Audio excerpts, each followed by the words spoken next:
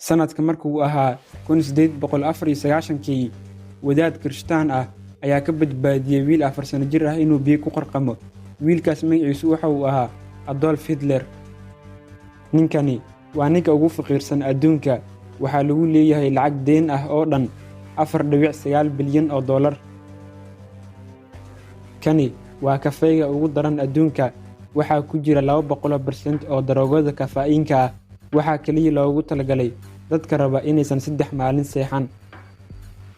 Inta badan bayoolojiyada ma deystaan wax gar ah, sababtuna waa inay ku adkaanayso xirashada tuubada oksijiinka. Dalka Singapore, inaad isticmaasho qadka qof kale waxay kugu sababi kartaa 3 sano oo xabsi ah ama $10,000 oo ganaax ah. Labada dhibic ee ay kala sitaan xarfaha A iyo J afka qalaad waxaa loogu magacaabaa title. Kalluunka noociisa loo yaqaan shellfish waa kan ugu xawaaraha sarreeya badda. Waxa uu halkii saac jari karaa 109 kiiloomitir. Ku seexashada barkinta aan habboonayn waxay keeni kartaa in qulqulka dhiigga uu si fiican u gaari waayo madaxa.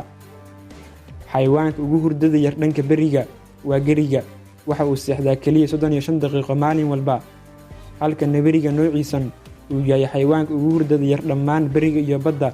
Waxa uu seexdaa kaliya 15 daqiiqo maalin walba, waxa uuna ku seexdaa qaab joog ah. Kuuriyada Waqooyi waxa ay ku jiraan sanadka 110aad.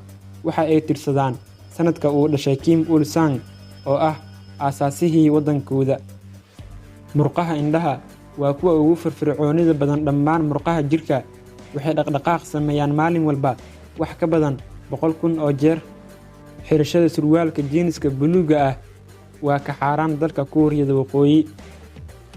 Dalka Hindiya, dadkiisu waa dadka ugu wax akhriska badan dhammaan adduunka.